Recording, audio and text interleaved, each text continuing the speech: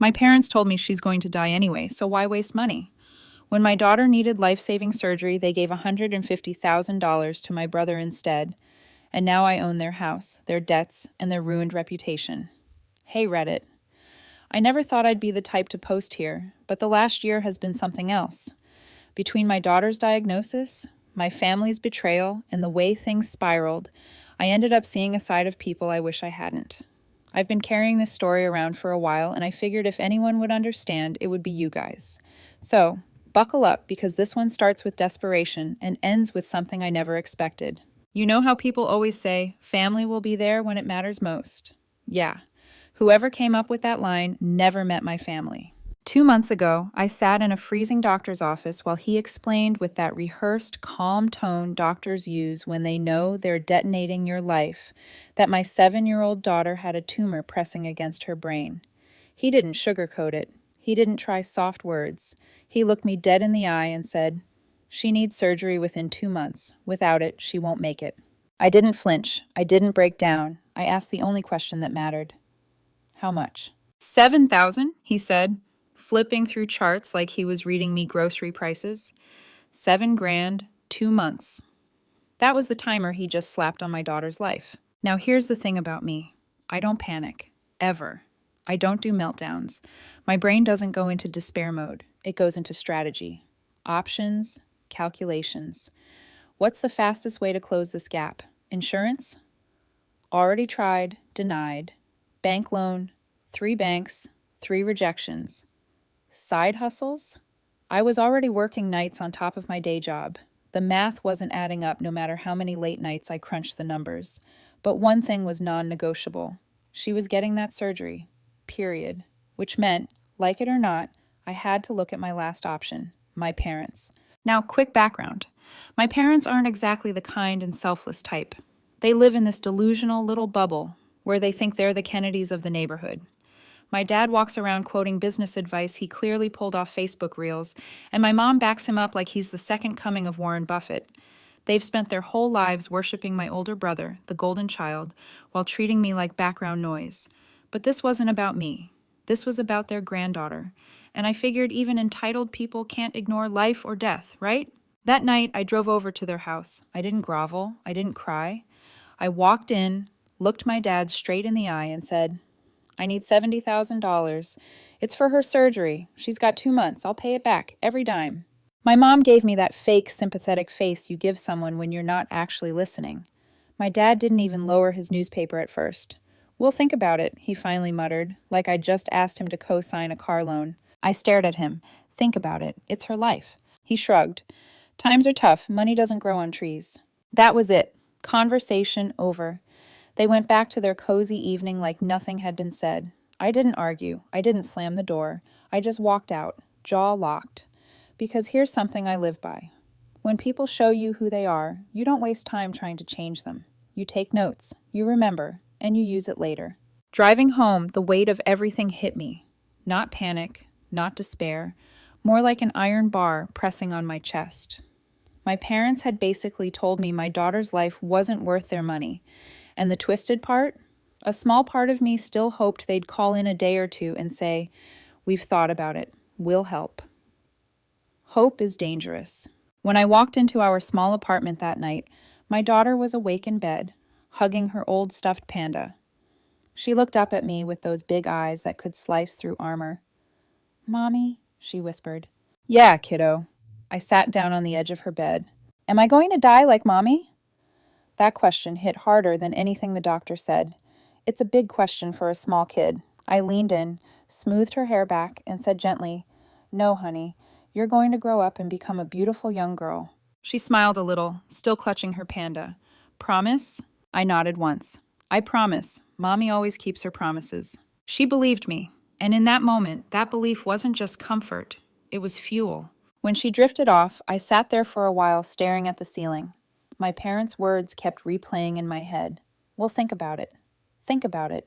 No, I wasn't going to sit around waiting for them. If I had to crawl through broken glass to make that $70,000, I'd do it. But the crack of hope I left open, the thought that maybe family would step up, was about to burn me worse than anything. Because while I was breaking myself to save my daughter, my family was already plotting something else entirely. Something that would make me realize just how delusional, entitled, and ignorant they really were. And when I found out, it didn't just kill whatever trust I had left. It lit the fuse for everything that came after. The setup was almost laughable. A week after my parents brushed me off, they called, voices sugary sweet, inviting me to dinner. Important news, they said. Big family update. I should have known better, but that flicker of hope is hard to kill. Maybe they had come to their senses. Maybe this was their way of saying, we'll cover the surgery. So I went. When I walked into their house, it was staged like some kind of event. Candles, a spread of store-bought food, wine bottles open, my dad in a button-down, my mom smiling like she was hosting royalty, and my brother already smirking, swirling a glass like he was celebrating. There she is, my brother said, loud, fake, cheerful, perfect timing. I sat down, kept my face neutral. My mom raised her glass. We wanted to share wonderful news. Your father and I decided to make a major investment. My brother stood, puffing his chest. Mom and Dad gave me $150,000 to launch my business project. I'm officially funded. They all clinked glasses, laughing and cheering like they'd just announced a Nobel Prize. I stared at them, then said flatly, "Wait, you gave him $150,000?" My dad smirked. "That's right. He has vision. He's going to build something real." I leaned forward, voice low and sharp. You told me last week you'd think about helping with my daughter's surgery. She needs 70. 70. That's not even half of what you just threw at him. Did you even consider it? The table went quiet for half a second. My brother broke it with a chuckle. Come on, sis. You can't compare a medical bill to an actual investment. One is an asset, the other is just an expense. My mom nodded, sipping her wine. Sweetheart, we sympathize with you. We really do. But you have to be realistic. She's sick. And even if you spend that money, who's to say it even works? Why waste it when we can help your brother create something that lasts? I froze. My jaw tightened. Are you saying my daughter isn't worth it? My dad finally set his glass down, looking straight at me. She's going to die anyway, daughter. The doctors just won't admit it. Better to invest in something with actual returns than throw money at a lost cause. That was it. The mask came off. I laughed, not because it was funny, but because it was so insane I needed to release it somehow. I leaned back in my chair, shaking my head. You know, I came here thinking maybe, just maybe, you had a shred of decency left. And instead, you're celebrating funding your golden boy while writing off your granddaughter as bad business. You're not investors. You're clowns. My brother's smug grin cracked. Don't talk to them like that. They made the smart choice. Smart choice? I snapped back. You're 35 and still living off their wallet. You've never built a damn thing in your life. You think this makes you some kind of mogul? All it makes you is a parasite with a bigger allowance. My mom gasped, like I'd cursed in church. My dad's face went red. Watch your mouth. You're ungrateful. You come here with your hand out, and when we choose to support someone who actually deserves it, you insult us. I leaned across the table, calm but razor sharp. Deserves it. My daughter's fighting for her life, and you call that undeserving. You're delusional. You're so obsessed with playing kingmakers that you can't even see the rot you've raised in him or the rot in yourselves. For the first time, they didn't have a comeback. My brother muttered, "You're just jealous," under his breath. But even he didn't sound convinced. I stood, tossed my napkin onto the table. Enjoy your little toast. Just remember, when she pulls through and when I rebuild from this, you're going to wish you hadn't said half the things you just said. Because I don't forget. I turned toward the door. My mom called after me, voice shaking. You'll regret disrespecting this family. I looked over my shoulder. No, you'll regret underestimating me. Then I left. When I got home, my daughter was still awake, sitting up in bed with her panda. How was dinner? She asked softly. I sat beside her, kissed her forehead. It was exactly what I needed. Did they help? She whispered. I shook my head. No, but don't worry. Mommy's got this. Her little hand squeezed mine. Promise? I promise, I said. And unlike them, when I make a promise, I keep it. That night, I sat at the kitchen table staring at bills, replaying my dad's words over and over. She's going to die anyway. That was the moment the fuse didn't just light, it roared. I wasn't just saving my daughter anymore. I was preparing to burn down the empire of ignorance and entitlement they'd built around themselves. And when I was done, they'd wish they'd treated 70 grand like the best investment they ever could have made. But at that point, I was running out of time. The doctor's deadline wasn't going to wait for my family to grow a conscience. My daughter needed surgery, and I had to make a move fast. The only real asset I had left was my stake in a small construction supply business I'd built with two friends years back. It wasn't glamorous, but it was stable. I'd poured sweat into it, long hours, weekends, late-night runs to meet clients. That business was my safety net, my long-term play for my daughter's future, and now I had to gut it. I went to my partners and told them I needed out. One of them, Greg, tried to talk me down. "Don't do this. We'll figure out another way." I shook my head. "There is no other way. She needs the surgery. The doctors aren't bluffing." Greg looked sick, but nodded. The other guy, Todd, was already running numbers in his head. "All right, but you're going to take a hit. Fast sales don't pay fair." That was an understatement. Here's where my dad slithered back in. He helpfully said he knew a guy who specialized in fast cash deals. "He's a friend of the family. Old school, handles things quietly. You'll get paid in a week." I should have smelled it. Hell, I did smell it. But desperation has a way of muting your instincts. I couldn't risk weeks of back and forth with brokers. Every day was another day my daughter's tumor pressed deeper into her brain. So, I agreed. Selling real estate takes weeks, and I didn't have that. I offloaded the business stake for fast cash, then listed the apartment to sell after the surgery. The deal moved lightning fast, which should have been another red flag. Paperwork shoved in front of me, numbers way below market value. My share of the business was worth at least $200,000. I walked away with 87. It was a gut punch, but it was cash in hand. Enough to pay the surgeon, enough to get her into that operating room. The surgery day was hell. 8 hours pacing the sterile hospital hallway. Every beep of the monitors behind those doors driving nails into my brain. When the doctor finally came out and said, "We got it," I exhaled for the first time in weeks. She survived. That was all that mattered. But victory felt tainted because while I should have been celebrating, I kept replaying the sale in my head.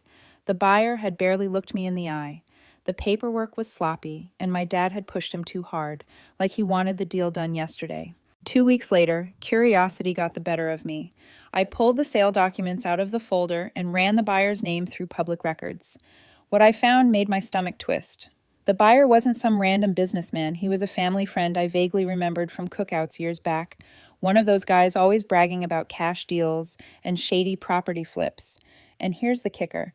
I stumbled across a transaction filed right after the sale, a consulting fee listed as $20,000. The recipient, my brother. My pulse spiked. I dug further and found another transfer, 10 grand straight into my parents' joint account. That's when it clicked. It wasn't just a low-ball deal, it was a setup. My dad had funneled me straight into a shark's mouth, and my own family had taken a finder fee while I was drowning. They didn't just refuse to help me, they profited off my desperation. I sat there staring at the papers, hands shaking, but not from sadness, from anger. White-hot, calculated anger. They celebrated my brother's business project with $150,000, then lined their pockets with 30 more off my back. Meanwhile, I was sleeping on a hospital cot, living on vending machine coffee, praying my daughter would wake up and smile at me again. That was the day something inside me snapped. Not my resolve, my naivety. The surgery saved my daughter's life. The scam woke me up. Up until then, my plan was just survival. Work myself into the ground, scrape together every dollar, maybe claw back some kind of stability for my daughter.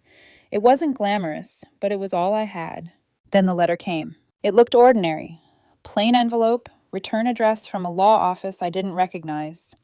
I opened it at the kitchen table while my daughter was upstairs coloring, and my whole world shifted in 5 minutes flat.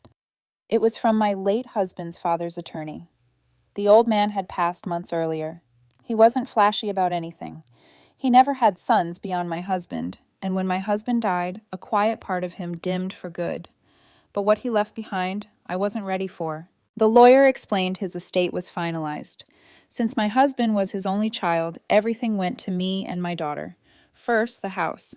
Paid off. 2 stories, decent yard, solid neighborhood, and then the savings. A personal account with a balance of $850,000. I had to read the number 3 times. $850 grand. Sitting. Real. Tucked inside the folder was a note in his handwriting. It was shaky, but the message was steady. I know life without my son has been heavy. I can't take that pain away, but I can give you the tools to protect my granddaughter. Take the house, take the savings, use them to build her future. This is my last gift. For a second, my chest locked up, not out of weakness, out of pure contrast. My own parents had called my daughter a waste of money, but here was her grandfather making sure she'd never be without a home or stability again. My daughter wandered down the stairs, rubbing her eyes. "Mom, what's that?" I folded the note and smiled. "It's from Grandpa. He gave us a new home." Her eyes widened. "A real house with stairs?" "Yeah, kiddo," I said, "with stairs." We moved in within a week. The place smelled like old wood and dust, but it was solid. She picked the room with the biggest window and plastered her crayon drawings on the wall. She put her panda on the windowsill like a guard. I set up my stuff in the spare room. For the first time in months, the air didn't feel like it was crushing us. That house wasn't just walls. It was proof. Proof that somebody cared about her future, and I swore I'd never sell it, never risk it. This was hers, always. But the savings? That was different. That wasn't just money. That was a war chest. Right after the surgery, I closed on my old apartment and added that cash to the pile. Suddenly, I was sitting on close to $900,000. The kind of capital that changes everything. And I knew exactly where to aim it. I didn't run out and blow it on cars or vacations. I treated it like ammunition. Every dollar was a bullet, and I was loading a gun with their names on it. At night, after my daughter went to bed upstairs, I turned the living room into a war room, laptop open, papers spread across the coffee table. I dug into public records, mortgage filings, tax liens. It turns out, once you know where to look, people's financial skeletons are just lying there in plain sight. And my family, they had closets full of them. My parents weren't sitting on wealth. They were drowning in loans. A second mortgage they were already late on. Credit lines pushed to the max. Bills stacking up faster than they could hide them. My brother's business project was already falling apart. Contractors chasing him for unpaid invoices. Suppliers threatening lawsuits. His little empire was a house of cards. All that bragging, all those toasts, built on nothing. So I went hunting. I reached out to small lending firms, the kind that buy and sell distressed assets. I introduced myself as an investor interested in bad debt portfolios. They were more than happy to show me files of delinquent accounts. And there it was, my parents, my brother, missed payments, overdue balances, foreclosure notices waiting to happen. I started buying quietly, piece by piece. First, I picked up their second mortgage. Then later, I grabbed the senior note when the bank decided to unload it at a discount. By then, they were already months behind. To them, it looked like the same nameless creditors breathing down their necks. What they didn't know was that those letters, those threats, those penalties, they were mine. I didn't rush it. I wasn't desperate anymore. I had time. I had patience. I could sit in my new house, my daughter safe upstairs, while their rope got tighter every month. They had called my daughter a lost cause. Now I held their cause, their house, their debts, their golden boy's failing empire. Her grandfather's last act of love had given me everything I needed to dismantle them, and I was going to use every last cent. Meanwhile, my brother was busy playing king. If you believed his social media feed, he was already a millionaire. New car every other week. Dinners at restaurants where the check probably cost more than my monthly grocery bill. Rooftop selfies with cheap champagne labeled as Dom. My parents reposted everything, acting like he was the second coming of Rockefeller. In reality, I knew exactly what it was. Smoke and mirrors. The new car was a lease with payments already overdue.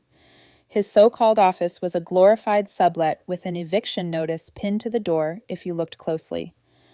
The project he bragged about was a bonfire of cash with contractors filing complaints because he wasn't paying his bills. I had receipts, literal ones.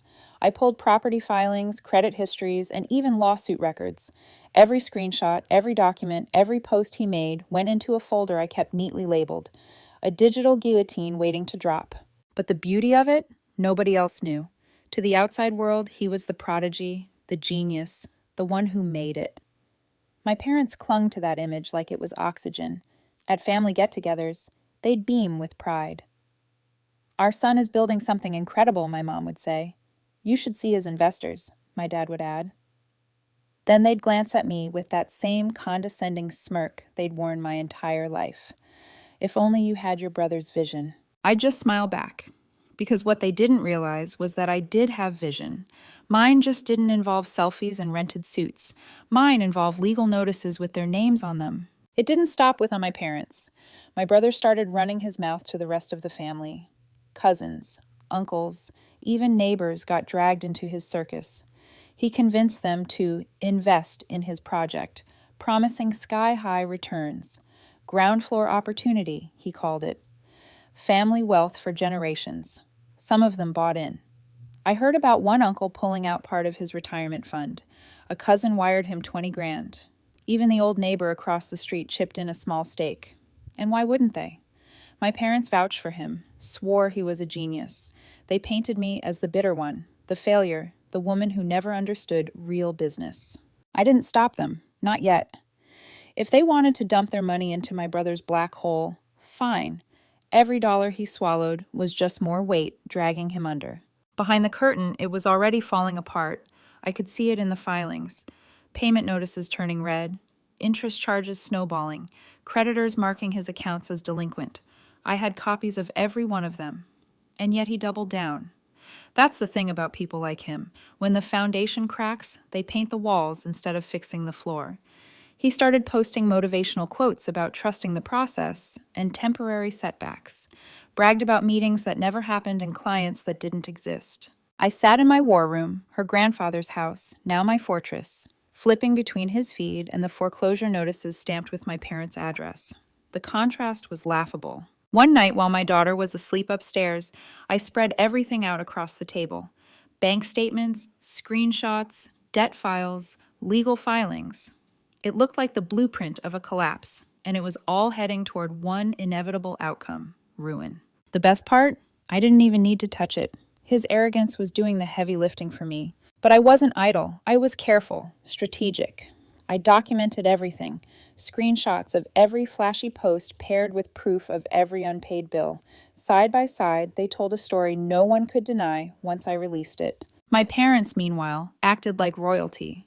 They bragged to neighbors, hosted dinners where they paraded him around, toasted his success.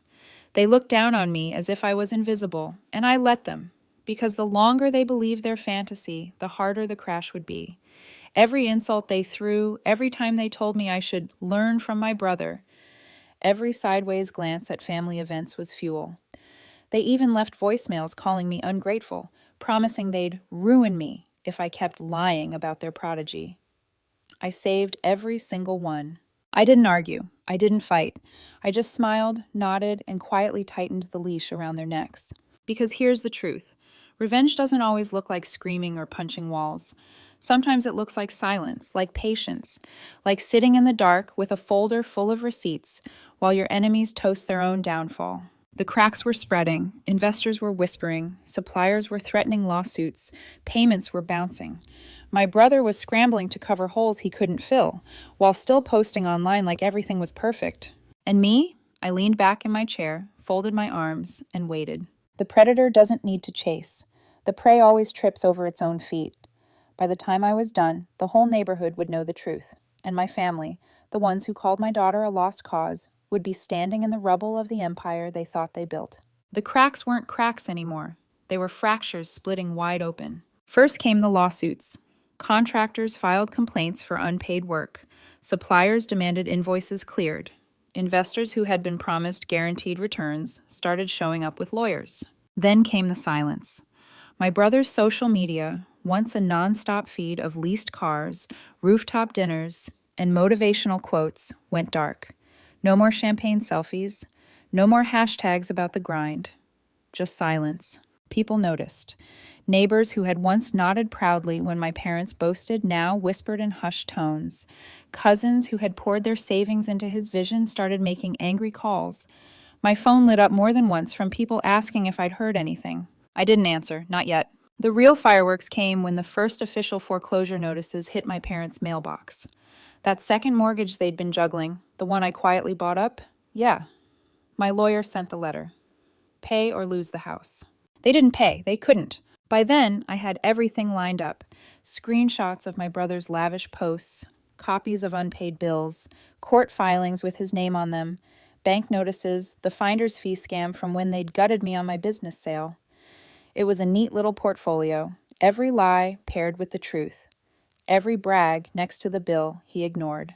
I didn't blast it all at once. I leaked it slowly, methodically. First, I dropped screenshots in the family WhatsApp group. My brother posting about buying a car side by side with documents showing the lease default. Silence followed. Then I sent copies of lawsuits directly to the cousins who had invested. Thought you should know where your money went. I didn't even have to explain. The receipts spoke louder than I ever could. The explosion was nuclear. Relatives turned on my parents overnight. Neighbors who once clapped at their dinner toasts now crossed the street to avoid them.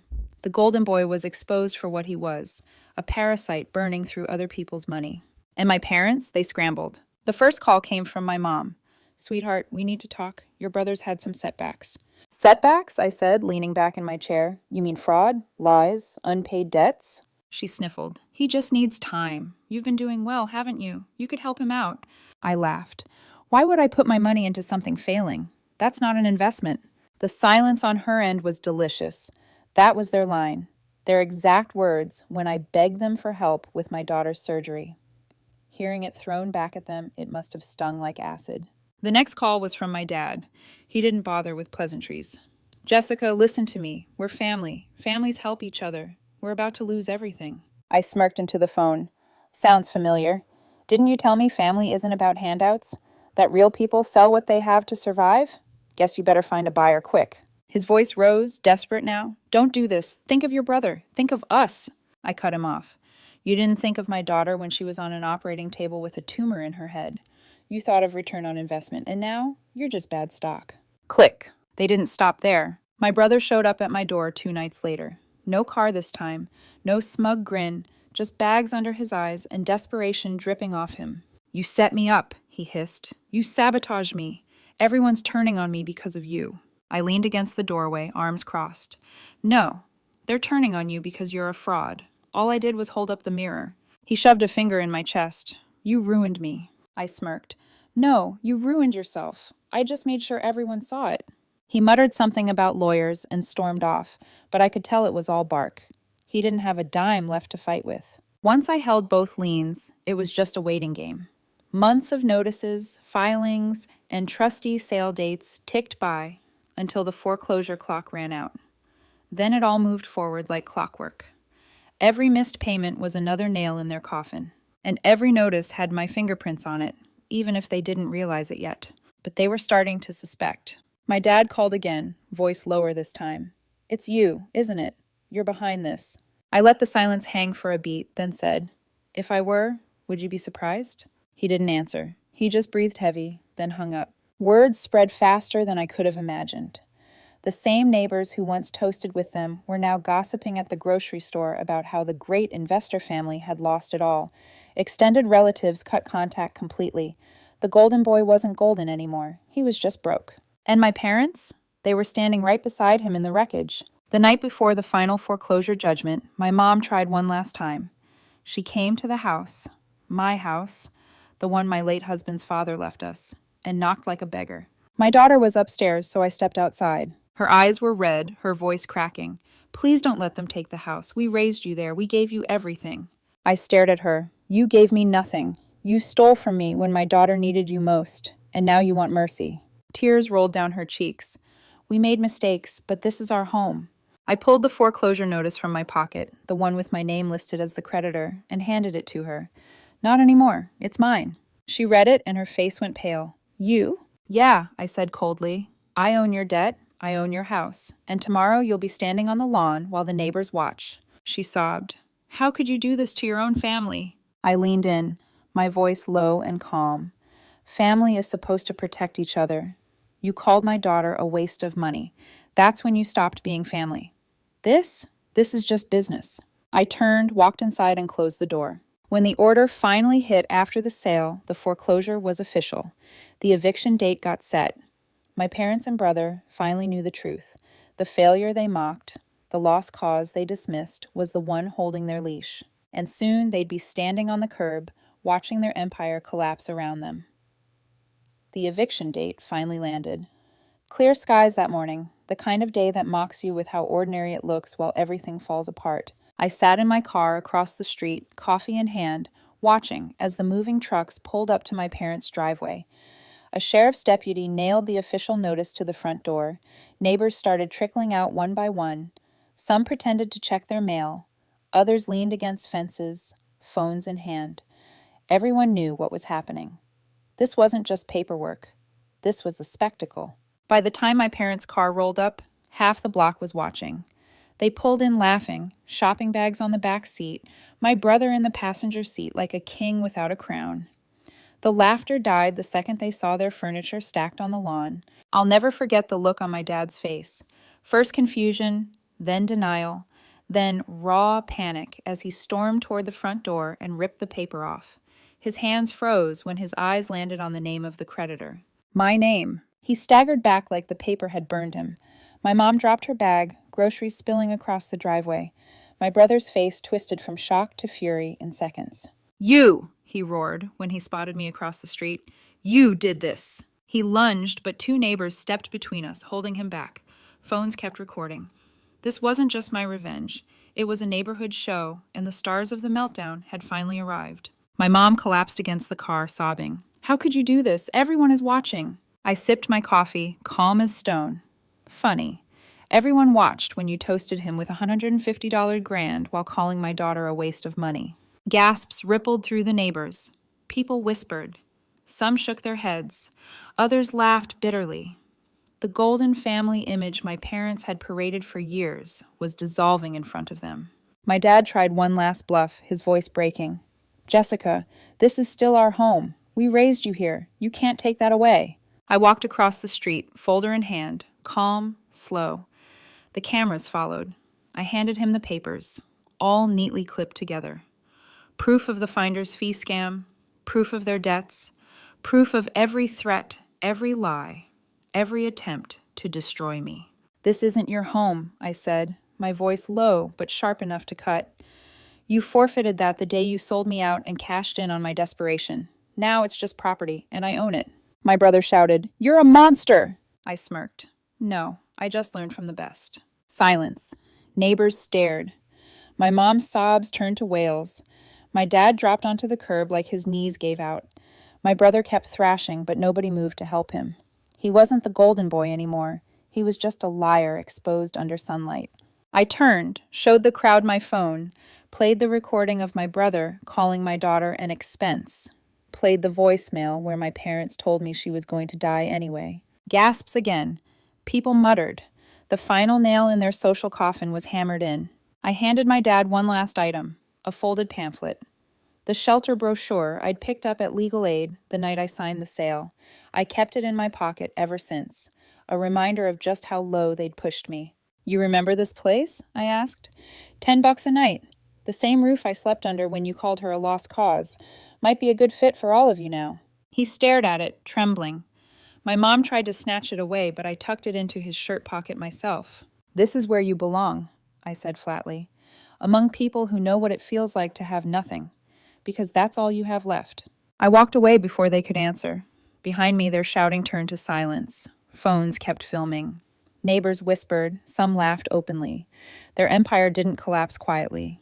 It collapsed on a stage with everyone watching.